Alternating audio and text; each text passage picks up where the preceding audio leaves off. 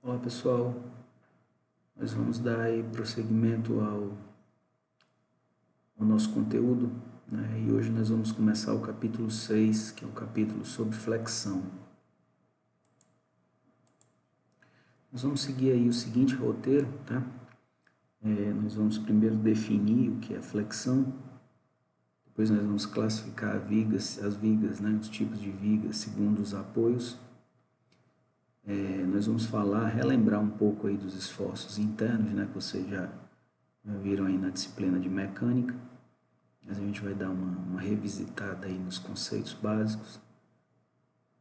Vamos falar dos tipos de flexão, tá? Depois nós vamos desenvolver aí a formulação para deformação, né, numa viga de Bernoulli. Em seguida, nós vamos deduzir aí a forma da flexão. Depois vamos falar aí sobre flexão oblíqua e vigas compostas. Então, o que é flexão, né? O esforço de flexão é normalmente resultante da ação de carregamentos transversais, como a gente vê aí nas figuras, né? Tivemos elementos aí prismáticos, tá? Sujeitos a esses carregamentos transversais, né? Eles vão tender a curvar o corpo, né? E gerar uma distribuição de tensão que é aproximadamente linear no seu interior, tá certo? Aqui a gente pode ver, né, como é que seria a distribuição de tensão, tá? Eu estou adiantando aqui para vocês como é que seria essa distribuição de tensões, né? Numa seção transversal aqui desse elemento prismático, tá? Sujeita ao momento fletor M, tá? Então esse momento fletor M, que é a força de equilíbrio interno, né? O esforço interno, ele vai gerar aqui, tá, esse perfil de distribuição de tensão, tá? Onde a gente pode observar aqui a linha neutra, né? Vocês lembram aí a linha neutra, que passa pelo centróide do corpo, né? A gente tem uma região aí, né? Na flexão eu sempre vou ter uma região comprimida e uma tracionada, tá? Como vocês podem ver, a flexão, ela vai gerar aqui, né? Nesse caso específico, ela vai gerar a compressão nessas fibras superiores, tá? E tração nas fibras inferiores. A resultante dessa distribuição é um binário de forças de igual intensidade, mas de sentidos opostos, conhecido como momento fletor, tá? Esse é o momento fletor, né? Se a gente pensar isso aqui em termos de um binário de forças, né? Se eu tenho uma distribuição de tensão, né? Uma distribuição de tensão aqui triangular, né? Vocês lembram aí que a gente pode calcular a resultante, né, dessa distribuição aqui, né? Se a gente chamar isso aqui de RC, né? A reação de compressão, a resultante de compressão, perdão, e RT, resultante da tração, eu tenho esse binário aí de forças, né? Então eu tenho aí o RC, RT, que eles estão aí distribuídos, né? A uma distância y um do outro, certo? Então esse aí é a definição de momento fletor, tá? Vocês viram que era um momento fletor nas disciplinas de mecânica, né? Que era um dos esforços internos, né? Que equilibra os carregamentos externos, tá? E agora vocês estão vendo aí de uma forma mais detalhada como é, né, que esse momento, como é que ele age realmente dentro do corpo. Então, para a gente começar aqui, pessoal, a gente precisa definir também os tipos de viga, tá? Primeiro, a gente tem as vigas que são estaticamente determinadas, né? Lembrando aí que as que são estaticamente determinadas são aquelas que têm o número de incógnitas iguais ao número de variáveis, tá? O número de incógnitas igual ao número de equações, desculpa, né? O número de equações igual ao número de incógnitas, tá? Então, pelas condições de equilíbrio aqui, a gente pode pode resolver, né, os esforços externos aqui dessas vigas, tá? Então elas são chamadas de estaticamente determinadas ou isostáticas, né? A gente também chama elas de isostáticas. Os exemplos aqui são uma viga biapoiada, tá? Biapoiada com balanço, uma viga engastada, né? Ou uma viga em balanço, e as vigas Gerber, né? Com um dente Gerber aqui, como vocês podem ver. Essas vigas aqui, né? Elas são possíveis de ser resolvidas usando somente as equações de equilíbrio. Já as vigas estaticamente indeterminadas ou hiperestáticas, né, são aquelas que o número de equações é menor do que o número de incógnitas, tá? Então, a gente vai precisar de outros artifícios aí para poder resolver essas vigas, né? Os exemplos são aqui uma viga contínua, né? Vocês veem aqui a viga contínua, uma viga engastada com apoio, tá? Ou uma viga biengastada, né? Esses são exemplos de vigas hiperestáticas ou estaticamente indeterminadas.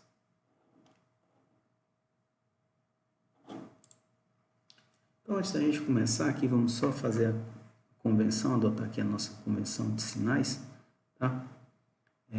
Os carregamentos positivos aqui são esses que apontam para baixo, tá? Se nós olharmos uma seção, tá? Uma seção aqui da viga, se eu olhar pelo lado esquerdo, né? Se o cortante estiver para baixo, ele é positivo. Se o momento, né, tender a rodar, isso eu estou olhando aqui pelo lado, olhando a seção do lado esquerdo, tá? Se o momento tender a rodar no sentido anti-horário, ele é positivo, tá? Já se eu estou olhando, né, a viga pelo lado direito, olhando o lado direito aqui da seção,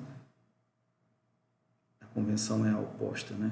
O cortante vai ser positivo se ele for para cima e o momento vai ser positivo se ele tender a rodar a seção no sentido horário.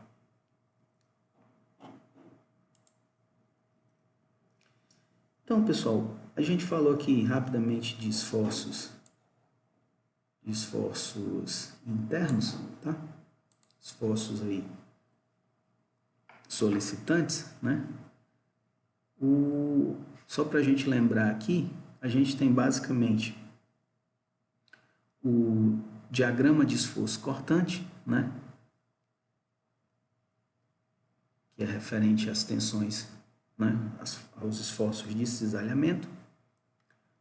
O diagrama de momento fletor, né?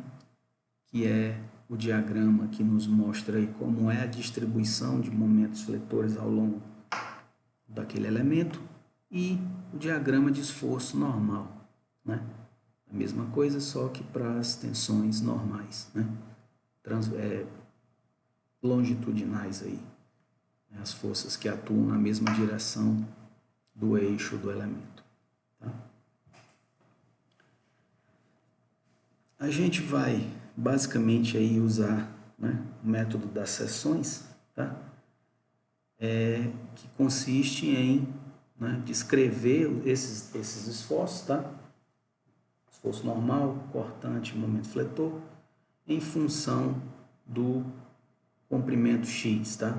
Ao longo do x, aí, ao longo do comprimento desse elemento, tá? E a gente vai, né, utilizar aí mais adiante as equações básicas da viga, tá?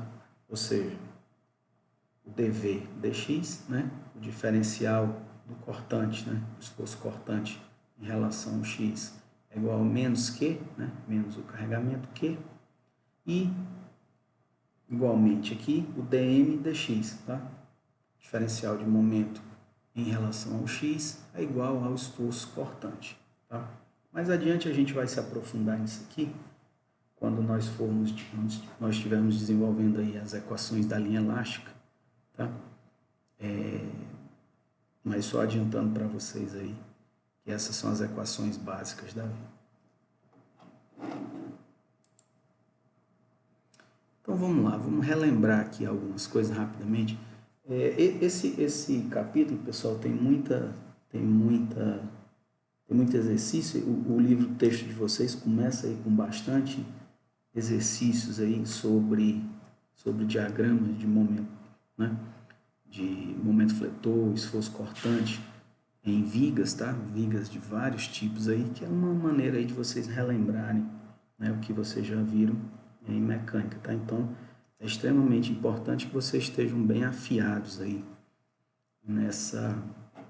na construção desses diagramas, né? Então, vamos fazer aqui só alguns, tá? Alguns exemplos aqui, só para a gente refrescar a memória, né? Então, vamos lá. A gente tem, se a gente tiver uma situação como essa aqui, tá? Uma viga pia apoiada, né? Vou voltar aqui. Uma viga pia apoiada, tá? Onde eu tenho, né, um momento aplicado aqui no ponto A, tá? Esse momento aqui, ele vem, é um momento externo, né? Ele não é um momento fletor interno, tá? Ele vem da aplicação externa, né, desse esforço aqui, tá? Então, é um momento aplicado no ponto A. Eu tenho também uma carga pontual aqui de 15 kN, tá? Eu tenho uma carga uniformemente distribuída de 5 kN por metro. Então, o problema nos está pedindo aqui para traçar os diagramas de esforços solicitantes para a viga, tá? No caso aqui, a gente começa pela determinação das reações nos apoios, né? Então, eu vou usar aqui as equações de equilíbrio, né? Como a gente está trabalhando no plano, né? No estado plano aqui de tensões, eu não tenho tensões saindo do plano, né? Fora do plano, só tenho as tensões agindo aqui no plano XY. Então, eu posso dizer que o somatório das forças em Y é igual a zero, tá? Somatório das forças, né? Considerando que esse é o meu Y e esse é o meu X, tá? Somatório das forças em Y é igual a zero. Então, eu tenho duas reações, né? RA e RB, tá? E o somatório delas duas tem que ser igual às forças externas aqui, que é a força de 15 kN, tá?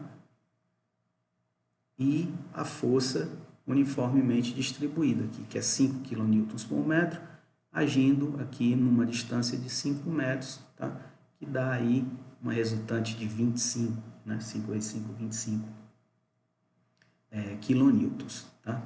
Então, 15 com 25 daria 40 quilonewtons, então já sei, já defini aqui a primeira equação aqui, que é o RA mais RB igual a 40 quilonewtons.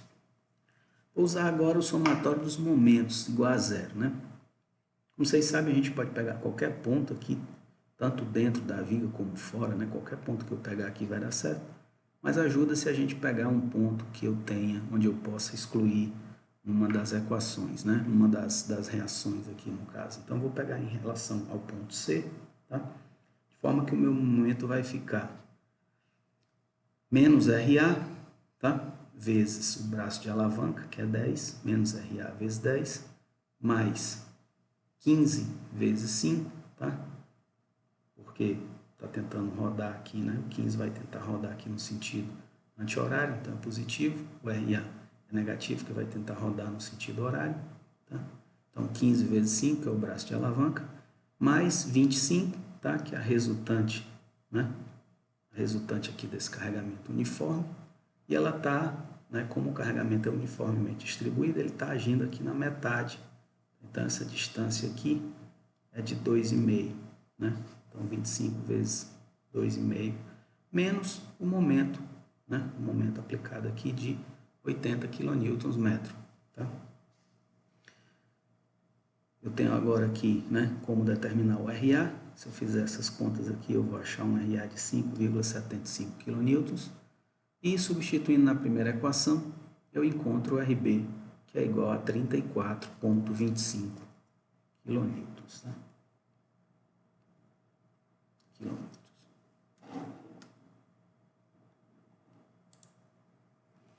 Então, vamos usar aqui, né, o método das seções. Vamos fazer a nossa primeira seção. Vamos cortar aqui a viga na nossa primeira seção. Essa primeira seção está compreendida aqui no x1, variando de 0 até um pouco antes de 5, né? De 0 a 5, até um pouco antes de 5. Então, para essa situação, quais são as forças que estão agindo aqui, né? Eu tenho minha reação, RA, eu tenho o momento, MA, de 80 kN, e eu tenho os esforços internos, né? V e M, tá? Então, se a gente quiser achar o V, que é o esforço cortante, em função de x1, como é que eu faço? Vou aplicar as equações de equilíbrio. Somatório de Fy igual a 0. Então, eu tenho 5,75 menos V, menos o cortante, é igual a 0. Tá? O V de x, né, que é um V, qualquer valor, qualquer ponto aqui em x1, ele vai ser igual, né? Então, Vx vai ser igual a 5,75 kN. Então, já achei aqui a equação que vai me definir qual é o cortante nessa seção compreendida entre 0 e 5. Já o momento fletor, né, a mesma coisa, a somatória dos momentos igual a 0. Então, eu tenho um momento MA aqui, que é o 80 kN, né, tendendo a rodar no sentido horário, então negativo, menos o momento causado pela reação RA, vezes o seu braço de alavanca, que é x1, então menos 5,75 vezes x1, mais o momento fletor, isso aqui tem que ser igual a 0. Tá? Esse momento fletor, lembrando que ele é o esforço interno que vai equilibrar os esforços externos que estão agindo nessa seção. Então, o mx, ou seja, o momento fletor em função de x1 aqui, né, em qualquer ponto x1 aqui, vai ser igual a 5,75x1 mais 80. Tá? Então, essa é a segunda equação aí que eu encontrei para os esforços internos, né? Dessa vez para o momento fletor. Agora vamos pegar aqui outra seção, agora compreendida entre 5 e 10, né? Lembrando que 10 é o comprimento total da viga. Então, agora eu estou entre 5 e 10. Tá? Faço aqui da mesma forma, né? Somatório das forças em Y igual a 0. Então, eu tenho aqui o RA, 5,75 menos 15, que é essa força concentrada aqui, né? 15 kN, menos 5 vezes x2 menos 5, que é isso aqui. 5 é o carregamento, né? Que é 5 kN por metro, e essa distância aqui, ela é a distância x2, né? Que é a coordenada do meu eixo, lembrando que x2 ele vai de 5 até 10, né? Então, essa distância aqui, que eu estou querendo, né? Que é onde a carga distribuída age, tá certo? Ela é igual a x2 menos 5, tá? Justamente essa área aqui. Menos V, né? O cortante, isso aqui igual a 0, tá? Se eu desenvolver essa equação aqui, eu fico com um V de x igual a menos 5x2 mais 15,75 kN. Tá? Lembrando aí que o esforço cortante é uma força, né? Da mesma forma aqui para o momento fletor, né? As condições de equilíbrio aqui nessa seção é o MA, né? Menos 80, menos 5,75, que é o RA, vezes o braço de alavanca, tá? Que é x2, mais 15 vezes x2 menos 5, né? Mais uma vez é o 15 vezes o x2 menos esse 5 aqui, tá? É o braço de alavanca em relação a esse ponto, tá certo? Mais 5, né, que é a resultante aqui do carregamento, a resultante não, que é o carregamento distribuído, vezes a área que ele atua, a gente já viu no esforço cortante, que é x2 menos 5, vezes o braço de alavanca, tá? Como essa resultante ela age na metade, né? Então, eu tenho aqui x2 menos 5 dividido por 2. Tá? Esse é o braço de alavanca, esse é a força resultante do carregamento distribuído. Mais o momento fletor, né? Isso aqui tem que ser igual a 0. Se eu desenvolver essa equação, eu tenho que o mx é igual a menos 2,5x2 mais 15,75x2, isso aqui é x2 ao quadrado, tá, pessoal? x2 ao quadrado mais 15,75x2 mais 92,5. Essa é a minha equação de momento fletor. De forma que eu tenho esses dois diagramas, né? Esse aqui é o meu diagrama de esforço cortante, diagrama de momento fletor. Lembrando aqui, pessoal, que pelas condições de contorno, a gente viu, né? É fácil observar que a reação H é igual a zero, tá? Ou seja, não tem força horizontal, né? Então, dessa forma, a gente não tem diagrama de esforço normal, tá? Então, esse aí seria o diagrama de momento fletor e esforço cortante para aquela viga sujeita àquele carregamento. Vamos ver outro agora exemplo rapidinho isso para refrescar a memória. Como eu falei, vocês vão ter que rever, né, esses conceitos aí com calma, tá? Pegar o livro, o início do capítulo 6, ele tem vários exemplos, como eu falei. Ele começa aí com uns exemplos bem simples mesmo e vai aumentando. Depois tem uma série de exercícios que eu aconselho que vocês deem uma olhada, né, que tentem fazer. Eu sei que vocês já fizeram isso em mecânica, mas é sempre bom dar uma revisada. Então, nesse caso, o que é que a gente tem aqui? É a mesma coisa, né, pessoal? Sem o processo é o mesmo, né? Eu vou achar primeiro as reações, tá? Os apoios, aqui eu só tenho um apoio, que é o engaste, né? Esse engaste ele vai ter obrigatoriamente uma reação, né, vertical e um momento, tá? Um momento que vai segurar essa viga, né, que vai fazer com que ela não caia. Tá? Então, eu tenho o MA e o RA. O somatório das forças é igual a zero. Tá? Então, se eu fizer aqui somatório das forças igual a zero, em Y, né, eu tenho o RA menos a resultante desse carregamento triangular, que é quem? É a base vezes a altura, aí, dividido por 2. Né? Então, eu tenho 1/2, né, do carregamento vezes o L, que é a base. Base é o L, altura é o W0, dividido por 2, isso aí daria a área, ou a resultante, né, força resultante, oriunda desse carregamento triangular. Dessa forma, eu acho que o RA é igual a W0 vezes L sobre 2. Essa é a minha reação no ponto A, no apoio A, certo? Da mesma forma que o momento, né, somatório dos momentos igual a zero, então eu tenho menos MA, tá? Estou considerando aqui esse momento negativo, tá certo? Ele vai sustentar essa viga, né? É fácil ver que ele é negativo, porque ele vai, na verdade que ele é positivo, né? Ele vai rodar essa viga, vai tentar rodar essa seção no sentido anti-horário. Tá? A gente vai ver que ele é positivo. Então, menos MA mais W 0L2, tá? Que é a força, né? Vezes o braço de alavanca. A gente sabe que o carregamento triangular ele age aí no terço, né? A 2/3 de distância do ponto A, 2/3 de L, tá? De forma que o MA é igual a W0 L ao quadrado sobre 3. Né? Essas são as minhas reações no apoio A.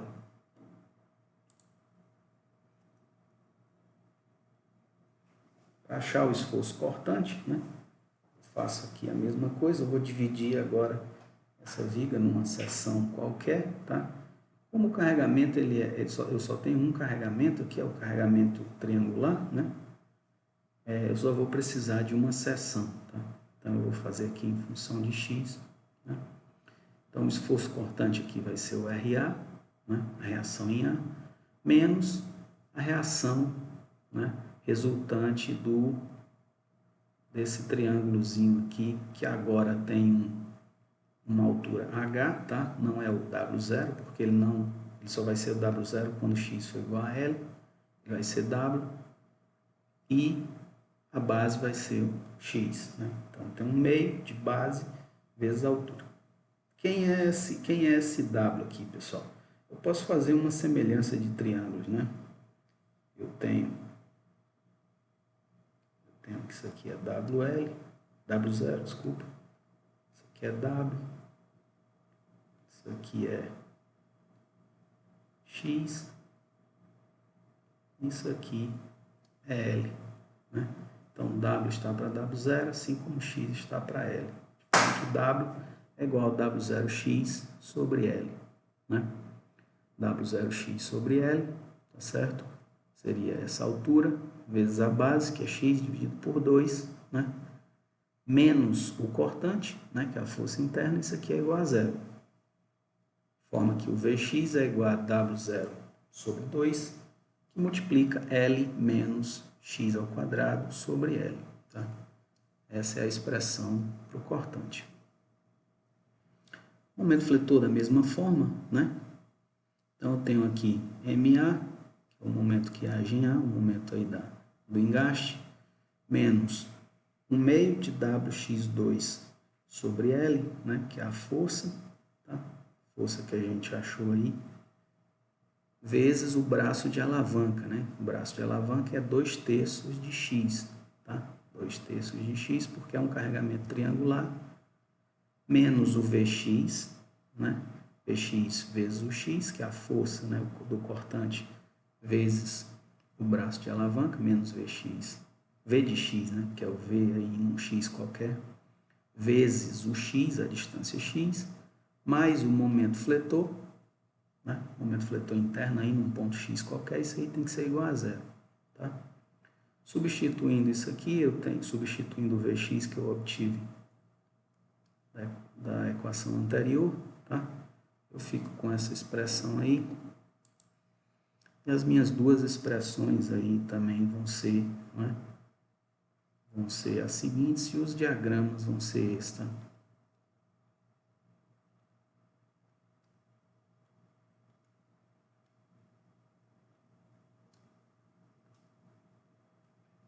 Certo? Então, tem aí as duas expressões, tanto para o cortante em função de x, quanto para o momento em função de x também, tá? Mais uma vez, pessoal, a gente está só refrescando a memória aí, tá? Não é o objetivo dessa disciplina a gente ensinar, vocês já sabem fazer isso, mas a gente está só relembrando aí alguns conceitos, algumas situações, tá? Eu posso ter também uma situação como essa aqui, tá, pessoal? A viga está sujeita a um momento uniformemente distribuído. Eu tenho um momento distribuído, da mesma forma que eu tenho uma carga distribuída, né? Eu posso ter também um momento distribuído, que é um momento por unidade de comprimento. Tá? Nessa situação, o problema pede que a gente trace os diagramas de esforço solicitantes para a viga. Tá? Nesse caso, é fácil a gente perceber que o somatório que o cortante é igual a zero, né? Se o somatório das forças é igual a zero e eu não tenho nenhuma força horizontal aqui, então o cortante vai ser zero, tá certo? O diagrama de esforço cortante vai ser zero. Já o momento fletor vai ser dado da seguinte forma, né? Quem é essa reação de apoio aqui? Quem é esse momento que vai equilibrar esse momento distribuído aqui no ponto A, né? O somatório dos momentos é igual a zero, então MA é igual a esse momento, né? Como ele é um momento por unidade de comprimento, tá? O momento total vai ser M vezes L, né? Então MA é igual a M vezes L. Então esse é o valor de MA, né? O valor do momento no ponto A, né? M vezes L. Tá? E a equação, né, que vai me dar aí o M de x, né, o momento fletor em relação a um ponto x qualquer, tá? Considerando que essa é a minha coordenada x, vai ser somatório dos momentos igual a zero. MA menos MX é igual a zero, tá? MA, a gente viu que era ML, e o MX, né? Um ponto qualquer, é M vezes a distância X, tá?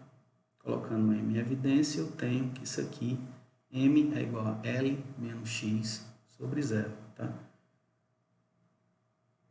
Quando X for igual a 0, eu tenho ML, e quando X for igual a L, né? L menos L vai ser 0, eu vou ter o momento fletor igual a 0, certo? Então, bem simples aí, só para dar uma relembrada, pessoal, mas é interessante que vocês olhem, né, outras situações aí, tá? Como preparação, né, pro capítulo, tá? Então, preciso que a gente relembre aí, vocês relembrem essas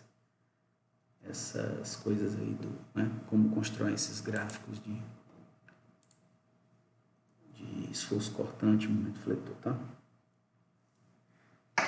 Então, em relação ao tipo, né, o tipo de flexão, tá? Às vezes eu tenho solicitações que podem ser normais, eu posso ter solicitações que são oblíquas, né, que são anguladas, né, elas não estão perfeitamente alinhadas com os eixos do elemento, tá? De forma que isso aí vai definir, né, os tipos de flexão, tá? Primeiro eu defino aqui a flexão pura, tá? O que é flexão pura? É uma situação onde eu tenho somente flexão, o nome já está dizendo flexão pura, eu só tenho flexão, eu não tenho cortante, né? Foi o caso aí que a gente viu no exemplo anterior, né, dessa viga engastada, onde eu tinha somente o momento agindo. Então, esse é um caso típico de flexão pura, tá? Quando eu não tenho cisalhamento, quando eu não tenho cortante, tá? Isso pode acontecer na viga toda ou pode acontecer, como a gente vai ver, em partes específicas, tá? Né? Em uma região específica da viga eu não vou ter cortante. Dessa forma eu vou dizer que aquela região está sujeita à flexão pura, né? Ela vai ser reta, tá? Se a força, né? Se o carregamento externo ele for perpendicular ao eixo da viga, tá? Ele não é inclinado, né? Eu vou dar exemplos aí com figuras, mas é sempre que eu tiver um eixo, uma aplicação do carregamento no mesmo plano, né, que eu estou interceptando aí a minha viga, tá? Então, nos casos que a gente viu anteriores, né, os exemplos aí, esses carregamentos que a gente viu, eles são flexões, vão causar flexão reta, porque eles estão no mesmo plano do mesmo plano da viga, tá? Caso essa carga esteja aplicada a um determinado ângulo, a gente vai dizer que essa é uma flexão oblíqua, né? Já no caso da flexão simples, pessoal, a flexão simples é a mais comum, é quando eu tenho os dois, né? Cortante e momento fletor, tá? Quando eu tenho essa situação, né? Eu digo que a minha flexão é simples. Da mesma forma, ela pode ser reta ou oblíqua.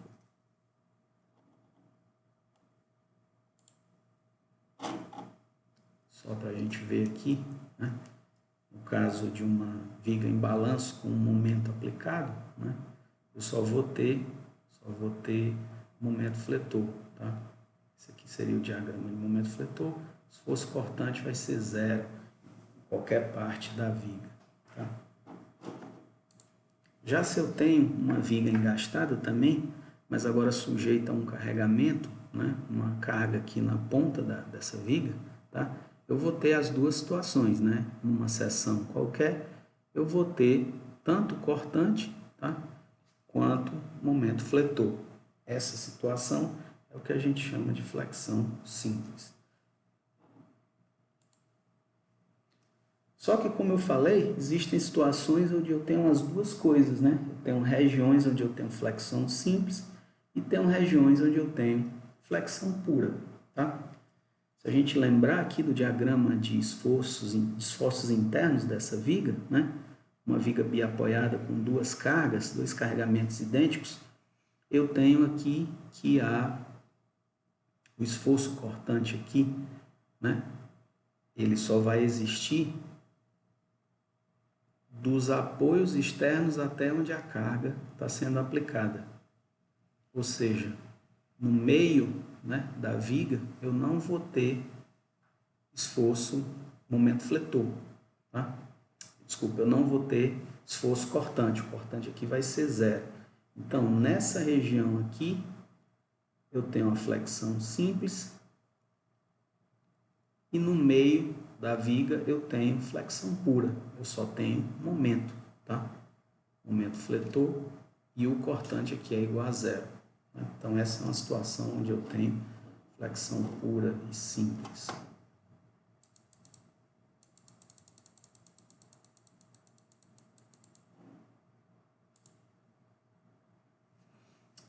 Agora, só para mostrar aí o que a gente falou, a questão da angulação da carga, né, que vai definir se ela é reta, se a flexão é reta ou oblíqua, né? Nesse caso aí a gente está vendo uma flexão reta, né? Também chamada de simétrica, tá? É quando o plano de solicitação da carga é perpendicular ao eixo da viga e o momento fletor ocorre no eixo perpendicular ao plano de solicitação, tá? Então, a gente tem um plano preferencial aqui, que é o plano XY, né? E tanto o meu carregamento, né, quanto o momento fletor agem nesse plano XY, tá? Então, eu posso dizer que isso aqui é um estado plano, né, de tensão. Eu não tenho aí... ele não é categoricamente um estado plano de tensão, mas a gente pode entender isso aqui como um problema bidimensional, né? Ele não é rigorosamente um estado plano de tensão, porque a espessura aqui não é fina, né? Isso aqui é um estado plano de tensão, teria que considerar que a espessura daqui da viga tende a zero. Mas a gente pode entender que tudo está acontecendo aqui no plano XY, né? Quando eu tenho essa situação, né, de flexão reta ou simétrica, tá? O momento, né, ele vai acontecer aqui no momento fletor, né, que é indicado aqui por esse vetor aqui, ele vai ocasionar a flexão no eixo ao longo do plano XY, né? Plano XY aqui, como a gente está vendo, tá? Caso eu tenha uma viga I, né, ou viga W, o centroide vai ser aqui, né? O centroide vai ser aqui no centro, né? Se essas abas forem simétricas, eu tenho aqui a NA aqui é a linha neutra, tá? Em inglês, né? Seria neutral axis. No caso a gente chama de a linha neutra, tá? E caso eu tenha aqui um perfil C ou perfil U, né? Essa linha neutra, o centroide do elemento vai ser no meio, tá?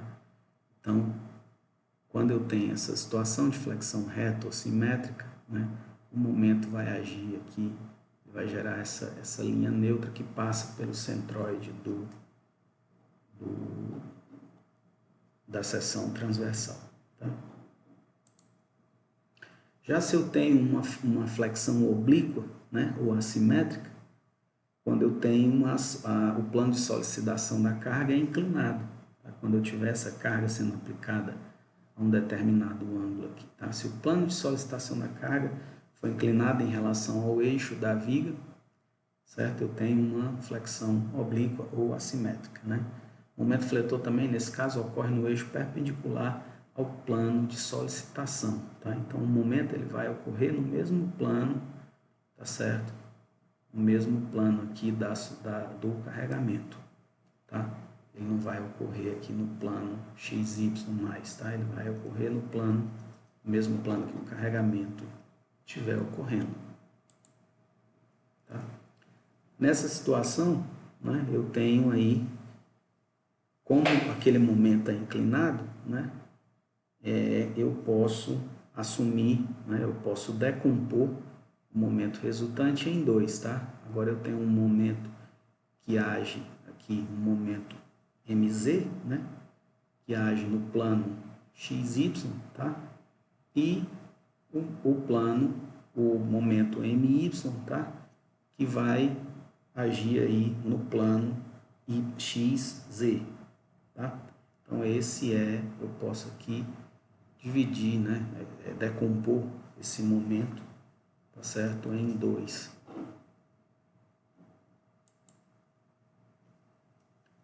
Essa forma, pessoal, quando eu tenho essa situação, agora a linha neutra, né? Linha neutra, tá? Ela já não vai mais ser conforme aqui os eixos principais do perfil, né? Ela vai acontecer a um determinado ângulo, tá? Essa flexão oblíqua, pessoal, ela é bastante comum em pilares, tá? Quando a gente for ver pilares, né? Os pilares eles estão sujeitos a basicamente a um carregamento axial, né? Forças normais, mas por conta de alguma excentricidade eu posso ter um momento também, né? Essa situação onde eu tenho uma carga normal e momento, né? Que é bastante comum em pilares, eu vou ter a minha flexão oblíqua, né? Então eu vou ter aí essa situação que a gente está vendo aqui, onde a linha neutra ela não está mais, né, bem comportada aqui, conforme os eixos preferenciais do meu elemento. Tá? De uma forma geral, né, como eu falei com os pilares, tá? Quando eu tenho uma carga P normal, né, que tem uma determinada excentricidade, no caso aqui essa excentricidade B, né, essa distância aqui a linha neutra, que é o ponto, né, o centroide dessa seção, tá? Dessa forma eu vou ter força normal e o momento devido a essas excentricidades, né? No caso aqui B, né, que seria a excentricidade no eixo X, no eixo Y, e A, tá? Que é a excentricidade no eixo Z. Tá?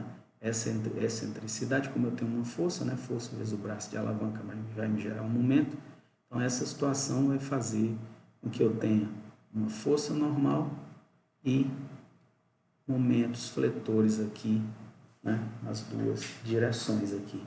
Momento fletor em Y e o momento fletor em Z, tá? Isso tudo decorre do fato dessa carga P estar sendo aplicada fora do centroide aqui, né? Caso essa carga P estivesse sendo aplicada nesse centroide, eu não teria esses momentos, porque o braço de alavanca seria zero.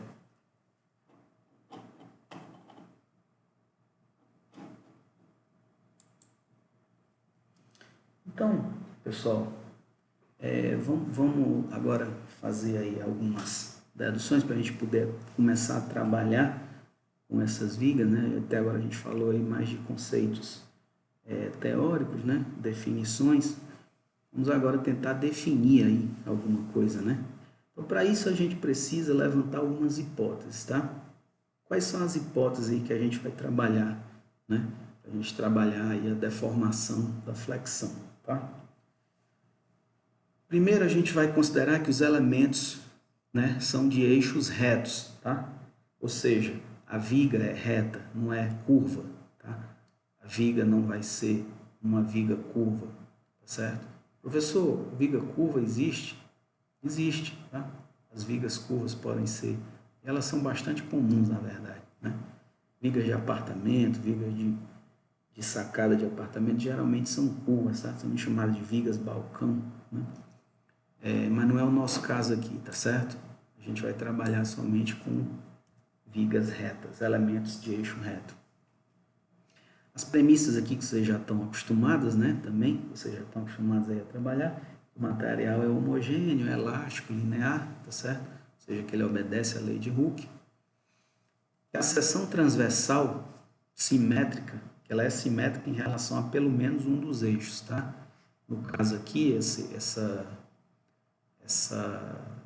viga, né, essa seção transversal aqui, ela é simétrica em relação ao eixo Y, tá?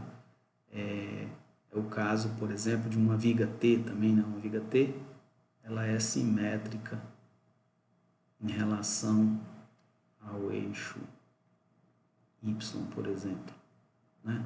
Uma viga retangular, ela é simétrica tanto ao eixo X como ao eixo Y, tá? Então, ela é simétrica em relação a pelo menos um dos eixos, né? E o momento fletor é aplicado perpendicular ao eixo de simetria, certo?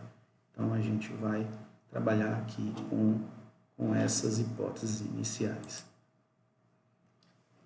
Então, vamos ver o que é que acontece quando eu tenho um elemento reto, tá?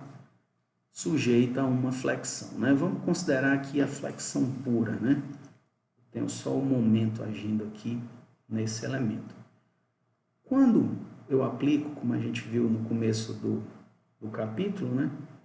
Essa barra ela está indeformada e ela vai sofrer uma flexão, ou seja, ela vai apresentar uma curvatura, né? Ela vai apresentar agora uma curvatura. Por conta, né, desse elemento apresentar essa curvatura, o que é que vai acontecer? As fibras superiores elas vão estar comprimidas, tá certo? E as fibras inferiores vão estar tracionadas. Por isso que nesse exemplo aqui, nesse desenho, a gente está vendo bem exagerado a parte de cima aqui, maior do que a parte de baixo da viga, tá? Isso para dizer que aqui os elementos vão estar tracionados, tá certo? Vão estar tracionados e aqui vão estar comprimidos, tá certo? A gente vai trabalhar, pessoal, com o que a gente chama de viga de Bernoulli, tá? É uma suposição, uma hipótese, onde as seções planas elas se mantêm paralelas, tá? Se mantêm retas, né? As retas horizontais, né, elas vão se curvar, mas as retas verticais permanecem retas, tá? Elas permanecem retas, só que elas giram, né? O que é que isso quer dizer? Ela vai ficar reta, mas ela não vai ficar na posição que ela estava, tá? Se ela estava inicialmente, se todas as retas estavam inicialmente assim, né? Quando eu deformar, elas vão ficar assim, tá? Ou seja, elas vão girar, né? Mas vão permanecer retas, tá? Ou planas, né?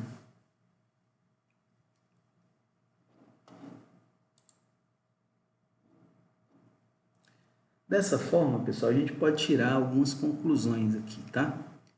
O eixo longitudinal não sofre variação de comprimento, tá? O que é que eu quero dizer? O que ele diminuir em cima, ele vai aumentar embaixo, tá? O que aumentar aqui, né, por causa da flexão, o que diminuir em cima vai aumentar embaixo, de forma que o elemento não vai mudar de tamanho, né?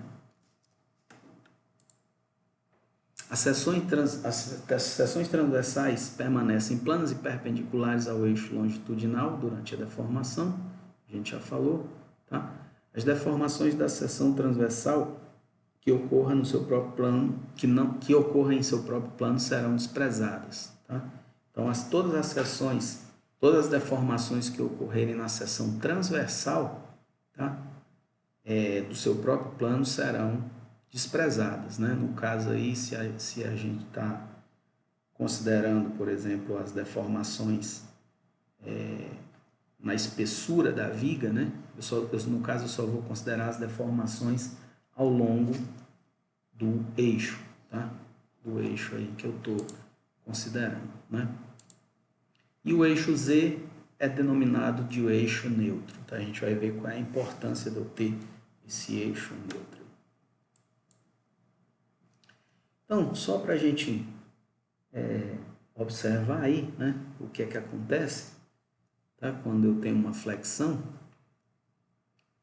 eu tenho, né, se eu marcar isso aqui numa viga, né, uma viga de borracha aqui, né, para ter uma deformação aí substancial, eu tenho três áreas aqui, tá? Eu tenho parte superior, né? Eu tenho o meio aqui, tenho a parte inferior. Da mesma forma, eu tenho essas linhas aqui verticais, né? O que é que a gente pode observar aqui, tá? Que as linhas longitudinais, elas ficaram curvas, né? A gente pode observar aqui uma certa curvatura. Eu posso observar que essa linha superior, ela aumentou o tamanho original que ela tinha. Essa de baixo, ela diminuiu. E a do meio, ela permaneceu com o tamanho que ela estava, tá certo? Enquanto que as linhas verticais continuaram retas, né? Permaneceram retas, é isso, a hipótese das seções planas, tá? Então, isso aqui é importante, a gente vai utilizar isso aqui para fazer as nossas deduções de deformação. Agora, de uma forma geral, aí, né? O que vocês observaram aí naquela figurinha, é o que eu estou representando aqui, tá? De uma forma geral, se eu tenho uma viga aí com uma seção transversal qualquer, né? Contanto que seja simétrica, né? Como nós já vimos aí, se eu aplicar um momento, né? Aqui na ponta dela, de forma que ela tenha a tendência a flexionar da forma que está mostrada aí na figura, né? Eu vou ter essa situação, né? Onde as fibras superiores vão estar comprimidas, as de baixo tracionadas, e eu vou ter uma linha, né?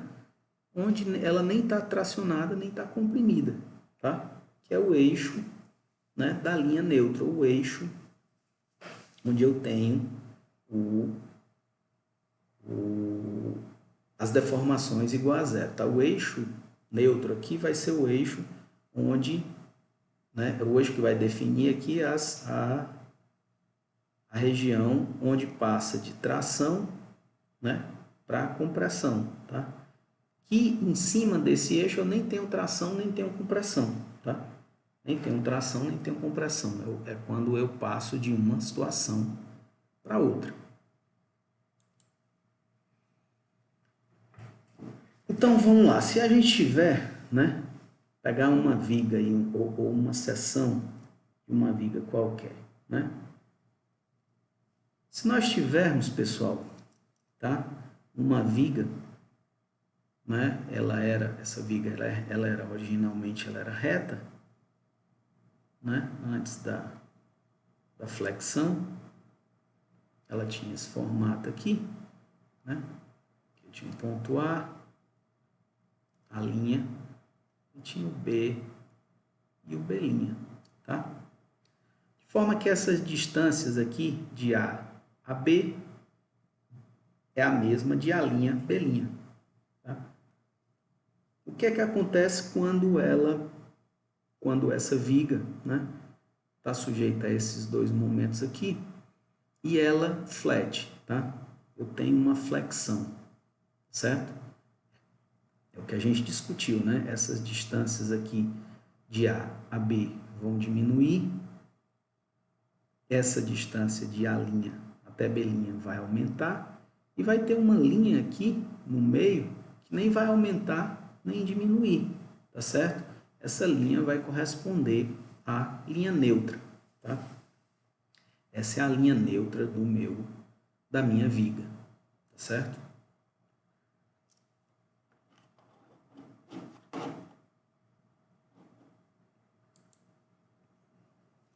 Então, vamos lá.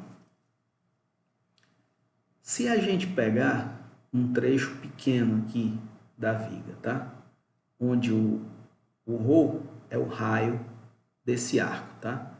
Suponha que ela está descrevendo aqui um arco circular, né? O que é bem razoável, visto que essa curvatura ela é muito pequena, tá?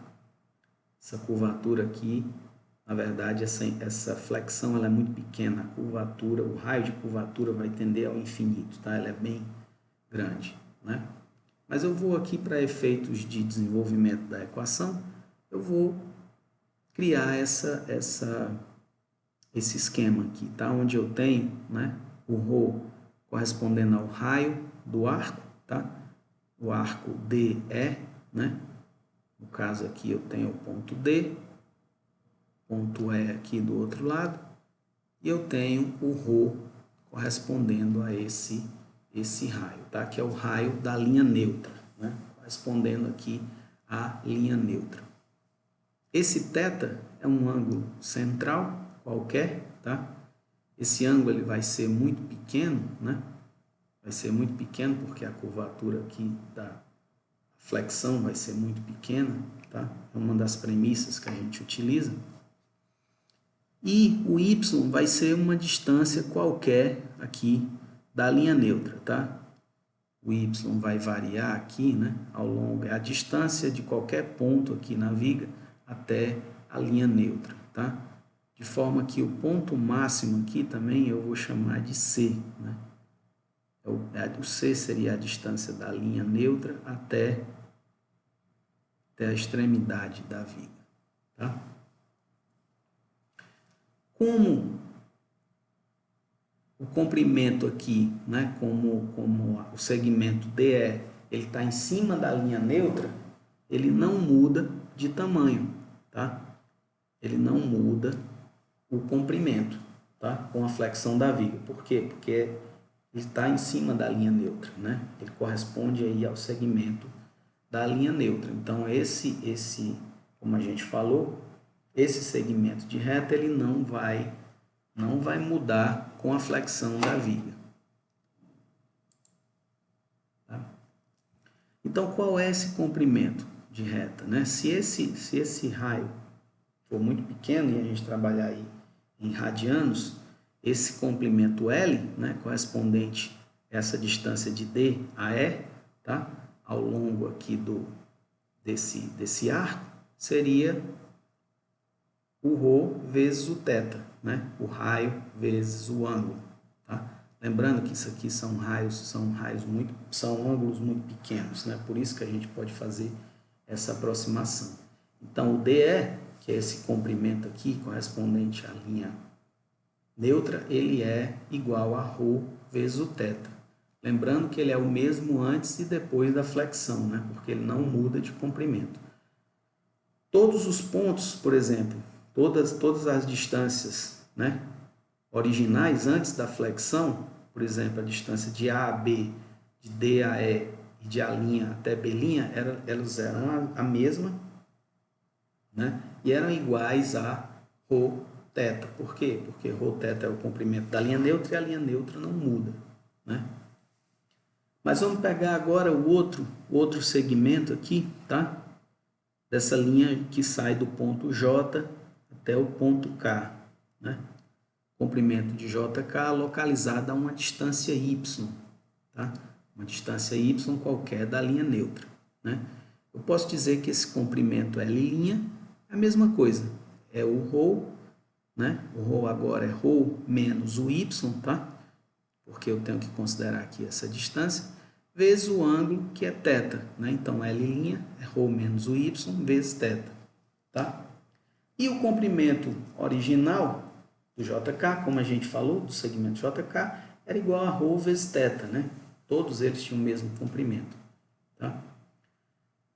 Se eu quero saber qual foi o delta, né? O quanto isso aqui diminuiu, tá? O delta, lembrando aí dos capítulos iniciais, né? É o comprimento final menos o comprimento inicial. Quem é o comprimento final? É o L', tá? E o comprimento final é o L, que é ρ vezes o θ, né? Se eu substituir aqui, eu tenho um ρ menos y vezes θ, menos ρθ, de forma que o delta é igual a menos y vezes θ. Então, se a gente repetir aqui, delta é igual a menos y vezes θ, tá?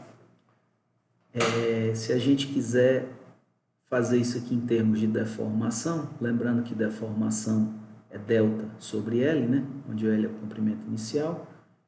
Se eu substituir o delta aqui, que é igual a menos y vezes θ, o comprimento inicial é ρ vezes θ, tá? Corta esse θ com esse θ. e obtenho essa expressão, tá? Deformação em x é igual a menos y sobre ρ. Essa deformação máxima, pessoal, vai acontecer quando C for aqui no topo da viga, né? A gente pode ver que essa relação é uma relação linear, né? O ρ é uma constante, tá? Que é o raio. O y vai variar aqui.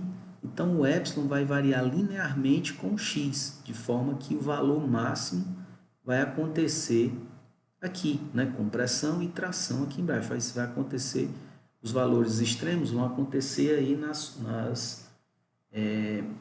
nas fibras superiores e inferiores. Tá? Lembrando que esse valor é negativo porque ele é de compressão, né? Então, isso vai acontecer, o epsilon máximo vai acontecer quando o y for igual a c, né? Ou seja, o epsilon máximo vai acontecer no menos c sobre ρ.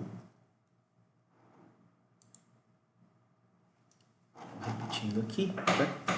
O epsilon menos y sobre ρ, o é máximo, lembrando que o epsilon máximo é negativo, né? Aqui, compressão, menos epsilon máximo é igual a menos c, tá? Da forma, né? O y, estou substituindo o y por c, sobre ρ. Se eu colocar isso aqui em função de ρ, tá, pessoal? Porque eu não quero esse ρ, não sei quem ele é, né? Eu defini como o raio do arco lá, mas eu não sei como ele é, tá? Quem ele é, qual é o valor, né? Então, eu vou colocar ele aqui, vou fazer em função dele aqui para poder cortar, tá? Então, o ρ é igual a menos c sobre menos epsilon máximo, né? Lembrando que isso aqui é porque o valor, eu estou pegando esse valor máximo aqui, que é o valor de compressão negativo, tá? Vou ficar com ρ é igual a c sobre epsilon máximo, tá? Se eu substituir agora, né, esse ρ na equação original, tá? Epsilon é igual a menos y sobre ρ, tá? Eu vou obter epsilon é igual a menos y sobre ρ, que o ρ agora é c sobre epsilon máximo, tá? De forma que a expressão que eu obtenho o meu epsilon, tá? Um epsilon qualquer, né? Ao longo aqui do y, ele é igual a menos y sobre c vezes o epsilon máximo, tá? Então, essa é a minha expressão para deformação em qualquer altura aqui, qualquer altura y, tá certo? Lembrando que o y é medido sempre aqui da linha neutra, tá certo? Essa é a deformação, né? A gente viu aí qual é a expressão para deformação, só que a gente disse aí no começo, né, da nossa discussão que a gente ia trabalhar no regime elástico, né? Ou seja, a lei de Hooke, ela se aplica a essas deformações. As deformações são pequenas o suficientes para manter o material no regime elástico, tá? Então, se eu tenho o epsilon, né, igual a menos y sobre c vezes o E máximo, tá? Lembrando aqui que pela lei de Hooke, tensão é igual a vezes o módulo de elasticidade vezes a deformação, né? Se eu multiplicar todo mundo aqui pelo módulo, né? Considerando que o material é o mesmo, né? A gente vai trabalhar com vigas aí de materiais diferentes, mas nesse caso específico a gente está começando aí com uma viga feita de um material só, tá? Suponha uma viga metálica, por exemplo, né? O módulo de elasticidade, se eu multiplicar aqui pelo epsilon, eu vou obter tensão, né? Da mesma forma, se eu multiplicar a deformação máxima vezes o módulo, eu vou ter a tensão máxima, né? Então, a relação de tensão, né, eu posso obter facilmente da relação de deformação através da lei de Hooke, de forma que o sigma é igual a menos y sobre c vezes o sigma máximo, tá? Então, uma relação aí bem simples, né, que eu posso obter através da lei de Hooke. Da mesma forma aqui, né, pessoal, se eu tenho as tensões, elas vão se distribuir da mesma forma, né? Elas vão variar de uma forma linear, tá? Como eu estou vendo aqui, só eu passei aqui para o outro lado para diferenciar, né, de tração para compressão. Mas eu poderia fazer essas setas assim também, tá? a variação vai ser linear. A gente está trabalhando só com relações lineares, tá certo? Só que a gente pode perceber uma coisa também, né? Essas tensões, elas aparecem por causa do momento fletor, não é isso? Por causa do momento fletor, que é um esforço interno, tá? Então, é interessante também que eu relacione essas tensões com o momento fletor na seção. Como é que a gente faz isso? Suponha que a gente tem uma situação como essa aqui, tá? Agora uma seção qualquer, tá certo? Uma seção qualquer, genérica, onde eu tenho um elementozinho aqui, tá? Um elementozinho qualquer aqui, né? E essa seção, ela está sujeita a um momento fletor, né? Que vai agir nessa orientação que vocês estão vendo aqui, tá? Isso vai ocasionar tensões normais aqui, não vai? As tensões normais devido à flexão, né? Acima da linha neutra, elas vão ser de compressão, abaixo da linha neutra de tração, tá? Mas lembrando aqui, da mesma forma que a gente fez com torção, vamos lembrar aqui. Essa força que age, né? Se eu pegar um diferencial de área aqui, a força que age aqui, o DF, é igual a tensão vezes dA. Por quê? Né? Porque tensão é igual a DF sobre dA. Eu tenho, né, para cada diferencialzinho de área desse aqui, eu tenho um DF também, uma força atuando. Isso por conta do momento fletor que está sendo, né, que existe aqui no interior dessa seção para poder equilibrar o corpo, tá? É isso que vai equilibrar o efeito das cargas externas. Lembrando que isso aqui são forças internas, tá, pessoal? Então, vamos lá. Se eu tenho tensão é igual a dF sobre dA, eu posso definir o dF como sigma dA, né? Mas quem é o momento, tá? Quem é o momento dessa força dF aqui? É a força dF vezes o braço de alavanca, que é o y, né? Estou considerando aqui o momento em relação ao y, tá? Seria o momento na direção de z, né? Então, é o dF vezes o braço de alavanca, que é o y, tá? Isso seria o momento, né? A parcela de contribuição do momento desse diferencial de força dF. Se eu integrar todos esses dFs, né? Ou seja, integral na área aqui, né? Do momento, que é o dF, vezes o braço de alavanca dele, que é o y, eu vou ter o momento total, que é o momento fletor da seção, não é isso? Então, o momento fletor é igual a integral de área de y df, tá? Mas quem é o df? É o sigma dA, né? Então, eu tenho um momento é igual a integral de área de y sigma dA. Ok? Eu tenho também, né? Eu defini aqui que o meu sigma, a relação do sigma, é igual a menos yc sobre sigma máximo, tá? Essa é a expressão que nós chegamos, né? Através da deformação, tá? O sigma é igual a menos yc sobre sigma máximo. Eu posso substituir esse valor dentro dessa equação e obtenho a seguinte equação. O momento é igual ao somatório da área vezes y, que multiplica menos y sobre c, sigma máximo dA.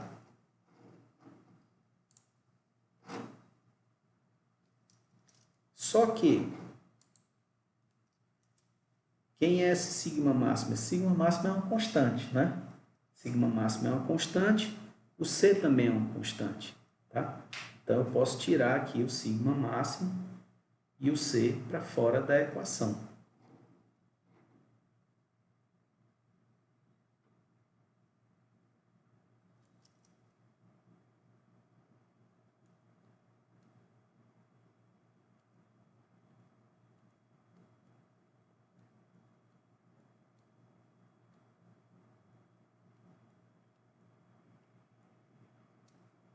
O momento vai ser menos sigma máximo sobre C, integral de área de y2dA. Quem é y2dA, pessoal? é o nosso conhecido momento de inércia, né? Nosso bom e velho conhecido momento de inércia, tá? De forma que eu tenho agora, vou copiar aqui, isso aqui é igual a I, né?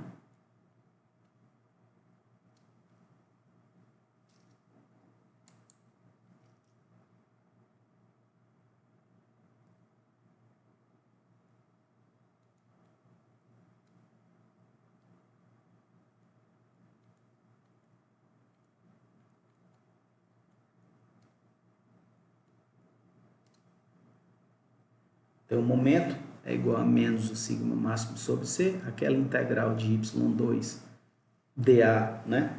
É o nosso momento de inércia, tá? E de forma que eu posso agora dizer que o sigma máximo é igual a menos mc, m vezes c, dividido por I, tá? Passando aqui, deixando o sigma máximo, né? Eu cheguei agora na expressão para o sigma máximo, tensão máxima, que vai ocorrer aqui, onde a gente já disse, nas extremidades aqui, nas fibras superiores e inferiores da viga, tá? Só que o sigma máximo, né, ele tem uma relação linear da mesma forma que a gente viu lá para a deformação, né? A gente já viu que essa variação ela é linear. Então, o sigma máximo está para um sigma qualquer, assim como o C está para Y. Tá? Se eu fizer isso aqui, eu tenho que o C, né, é igual ao sigma máximo vezes Y sobre sigma. Tá? Substituindo agora esse C, né, eu tenho o sigma máximo é igual a menos MC, o C é igual a sigma máximo vezes Y sobre o sigma. Né? Eu tenho aqui a expressão para tensão. A tensão num ponto qualquer, a uma altura y, tá? É dada pela expressão sigma é igual a menos m, momento fletor, y, né? É a distância aí medida da linha neutra, dividido pelo momento de inércia I, tá? Uma coisa que eu sempre falo, né? Os meus alunos lá nos Estados Unidos, eles diziam que essa expressão era igual a sigma é igual a my I, né? Eles lembravam my I, my sobre I, my I, só para vocês lembrarem, tá? Na hora da prova. Tá? Então a gente viu aqui, né? O momento de inércia, tá? Isso aqui é voltando lá o que a gente falou. Y é igual, né? O I, só recapitulando, o I é a integral, né, do y2dA, se a gente substituir na fórmula lá, eu chego